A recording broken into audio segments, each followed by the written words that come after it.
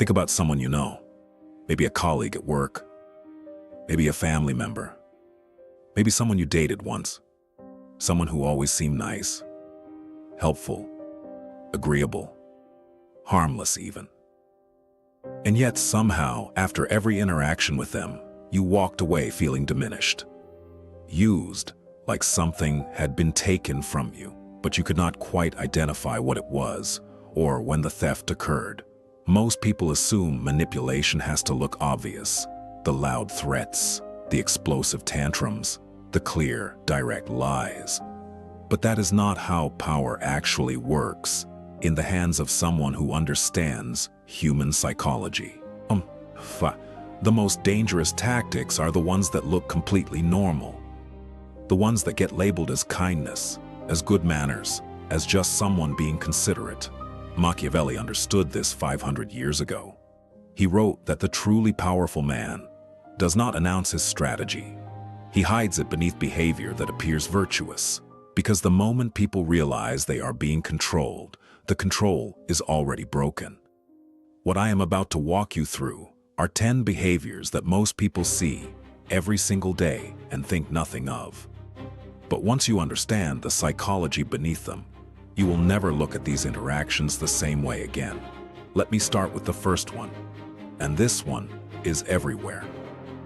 Behavior 1. Extreme agreeability.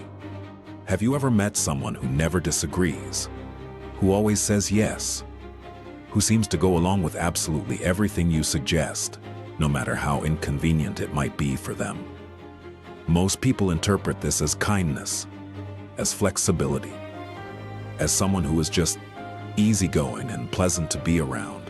But here is what is actually happening beneath the surface. When someone consistently refuses to express their own preferences, they are not being agreeable. They are erasing the possibility of conflict, and they are doing it for a very specific reason. Because the moment you never push back, the moment you never assert a boundary, you train the people around you to stop checking with you entirely. You become invisible. You become the person whose needs do not need to be considered. And that invisibility is power. Because now, when you finally do assert something, when you finally do make a demand, it lands with 10 times the weight. People are so used to you going along with everything that the moment you say no, they experience it as a betrayal, as unreasonable, as out of nowhere. You have conditioned them to expect compliance. And the moment you withhold it, they scramble to give you what you want, just to restore the equilibrium you have been carefully building for months or even years. Machiavelli observed that the man who is always agreeable is not weak. He is simply waiting for the moment when his single no will carry the weight of 100 yeses. This is not kindness. This is strategic positioning. Behavior 2. Constant apologizing. The second behavior is even more subtle. It is the person who apologizes constantly for everything, for things that are not their fault, for simply existing in a space. Sorry I'm late. Sorry for bothering you. Sorry, can I just ask a quick question? Most people see this as humility, as someone who is considerate and self-aware. But here is what that constant apology actually does. It reframes every interaction as something you are imposing on them. It makes you the aggressor and them the victim before a single real conflict has even occurred. When someone apologizes for asking you a question, they are not being polite. They are preloading your response with guilt, because now, if you respond with anything other than reassurance, you look like the unreasonable one. You look harsh. You look like you are kicking someone who is already down. They have turned a simple question into an emotional transaction where you owe them comfort just for the act of them speaking. And here is the deeper layer. The more someone apologizes, the more they train you to expect less from them. Because every apology comes with an unspoken message. I am fragile. I am trying my best. Do not hold me to the same standard you would hold anyone else. Over time, you start lowering your expectations. You stop asking them to follow through. You stop holding them accountable, because it feels mean to demand reliability from someone who has already told you through 1,000 apologies that they are barely holding it together, This is not humility. This is a tactic, and it works because it disguises power as weakness. Behavior 3. Overexplaining everything. The third behavior is overexplanation. You ask someone a simple question. Why were you late? And instead of saying traffic was bad, they give you a 10-minute breakdown. They tell you about the alarm that did not go off, the coffee machine that broke, the phone call they had to take, the road that was closed, the detour, the parking situation. Most people think this person is just thorough. I'm maybe a little anxious. Maybe they just want to make sure you understand. But here's what overexplanation actually does. It buries you in information. It overwhelms your ability to question anything. Because by the time they are done talking, you are so exhausted by the details that you have forgotten what you were even asking about. This is a classic misdirection tactic. The more words someone uses, the harder it becomes to identify what is actually true and what is just noise. And here's the psychological mechanism at play. When someone over-explains, they are not trying to be understood. They are trying to control the narrative. They are preemptively addressing every possible objection you might have, so that by the time they are finished, you feel like you have already argued with them and lost. You feel like you have already been given every answer. So you stop asking. Machiavelli would call this drowning someone in justification until they give up on accountability entirely. Because the truth does not require a dissertation, but a lie does. Behavior 4. Hyper-independence. The fourth behavior is hyper-independence. The person who never asks for help, who handles everything on their own, who refuses support even when it is clearly needed. On the surface, this looks like strength, like resilience, like someone who has their life together. But here's what hyper-independence actually is. It is control through isolation. When someone refuses to let you help them, they are not being strong. They are refusing to owe you anything, because owing someone something, even something as small as a favor, creates a debt. And debts create obligation, and obligation creates leverage. By never accepting help, they ensure that you can never use their vulnerability against them. They ensure that they are never in your debt. They ensure that the power dynamic stays exactly where they want it. And here is the deeper manipulation. The more someone refuses help, the more you start to feel guilty for not helping them anyway. You start to see their struggle. You start to offer more. You start to feel like you are failing them, even though they are the ones who keep saying no. This flips the script entirely. Now you are the one feeling inadequate. You are the one feeling like you are not doing enough. Even though they are the ones who built the wall, Machiavelli understood this. The man who never needs anything from you is the man you can never control. And that refusal to need is not a personality trait. It is a strategy. Behavior 5. Emotional vagueness. The fifth behavior is emotional vagueness. You ask them how they are feeling, and they say, "I'm fine," or "I don't know," or "It's complicated." They never give you a clear answer. They never let you in. They never tell you what they actually need. Most people interpret this as someone who is just not in touch with their emotions. Someone who is maybe a little emotionally unavailable, but not doing it on purpose. But here's what emotional vagueness actually does. It forces you to fill in the blanks. It forces you to guess. It forces you to do the emotional labor of figuring out what they need without them ever having to ask for it. And the moment you start guessing, you start overcompensating. You start offering more than you would have if they had just been direct, because you are trying to prove that you care. You are trying to show that you can read them. You are trying to be the person who understands them better than anyone else, and they never had to ask for any of it. This is a tactic Machiavelli would recognize instantly. The person who withholds clarity is the person who controls how much effort you expend trying to figure them out. And the more effort you expend, the more invested you become.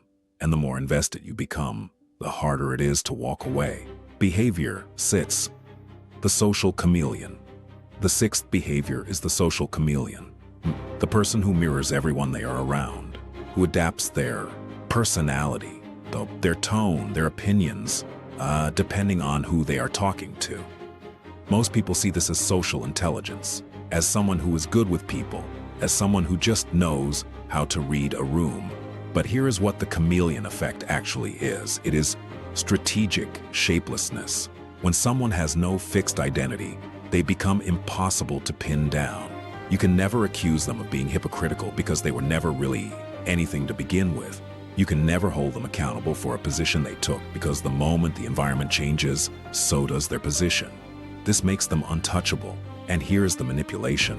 The more someone mirrors you, the more you trust them. Because they feel familiar. They feel like they get you.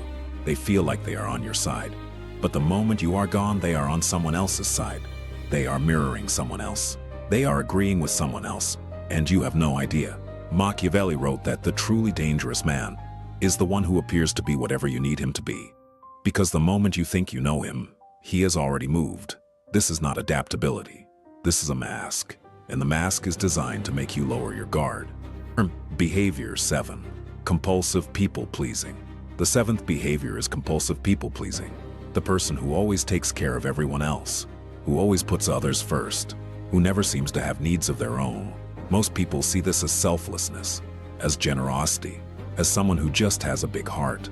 But here is what people-pleasing actually is. It is a preemptive strike against rejection. When someone is always giving, always helpful, always there, they are not being kind. They are buying your loyalty. They are making it impossible for you to say no to them. They are building up a debt in your mind that you will eventually feel obligated to repay. And the moment they need something from you, the moment they finally ask, you will feel like a terrible person if you do not give it to them, because they have given you so much. How could you possibly say no? This is transactional kindness, and it works because it disguises manipulation as love. Machiavelli would call this the loan you never agreed to take out, but you are still expected to repay it. Behavior 8. Chronic indecisiveness. The 8th behavior is chronic indecisiveness. The person who can never make a decision, who always defers to you, who always says, "I don't care, you pick." Most people see this as flexibility, as someone who is just easygoing and does not want to cause conflict. But here is what indecisiveness actually does. It transfers responsibility. When someone refuses to decide, they are not being passive. They are making you the one who has to choose. And the moment you choose, you are the one who is accountable if it goes wrong. They get to sit back and either enjoy the outcome or criticize your choice. Either way, they win. Because they never committed to anything. Machiavelli understood this perfectly. The person who never takes a position is the person who can never be blamed, and blame is power. Behavior 9. Selective helplessness. The 9th behavior is selective helplessness. The person who suddenly cannot figure out how to do something they have done 100 times before. I don't know how to work the printer. I'm not good with technology. I can never remember how to do this. Most people interpret this as someone who just needs help, someone who is maybe a little scattered or forgetful. But here is what selective helplessness actually is. It is learned incompetence. When someone plays helpless, they are training you to do things for them. They are outsourcing their responsibilities to you. And the more you do for them, the more indispensable you become to their life. And the more indispensable you become, the harder it is to leave. Because now, if you leave, you are abandoning someone who needs you. You are the bad guy. This is not helplessness. This is dependency engineering. Behavior 10. The minimizer. The 10th and final behavior is the minimizer. The person who always downplays everything. Who always says things like, "It's not a big deal. It's fine.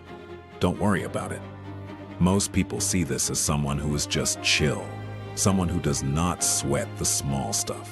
But here is what minimizing actually does. It trains you to ignore their boundaries. It trains you to dismiss their discomfort. It trains you to keep doing the thing that is bothering them because they keep telling you it is fine. And then, one day, they explode. And when they explode, they will act like this is the first time they have ever said anything. Like you should have known. Like you are the one who crossed the line. But the truth is, they have been crossing their own line for months. They have been teaching you that their boundaries do not matter, and now they are angry at you for believing them. Machiavelli would call this the delayed detonation. You think everything is fine until the moment it is not, and by then it is too late to fix. The decision point.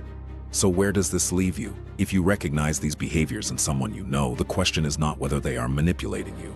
The question is whether they even realize they are doing it. Because here's the uncomfortable truth. Most people who use these tactics are not sitting in a dark room plotting. They are not Machiavellian masterminds. They are just people who learned somewhere along the way that these behaviors kept them safe. But intent does not erase impact. And the moment you start to see these patterns, you cannot unsee them. You cannot go back to thinking that their constant apologizing is just politeness. You cannot go back to thinking that their refusal to decide is just easygoing flexibility. You have to decide what you are willing to tolerate. And more importantly, you have to decide whether you are going to let them keep pretending these tactics are normal. Because here is what Machiavelli understood, that most people do not. Power is not about force. Power is about perception. And the moment you stop pretending that these behaviors are harmless, the moment you start naming them, they lose their power. The person who constantly apologizes loses their shield. The person who overexplains loses their cover. The person who never decides loses their escape route. You do not have to be cruel. You do not have to call them out publicly. But you do have to stop participating in the illusion. And the moment you do, you will realize something. The people who love you do not need tactics. They do not need to manipulate you into staying. They do not need to play helpless, or apologize, or mirror, or minimize. They just show up, clearly, honestly, without the games. And if someone cannot do that, maybe the question is not why they are using these tactics. Maybe the question is why you are still letting them.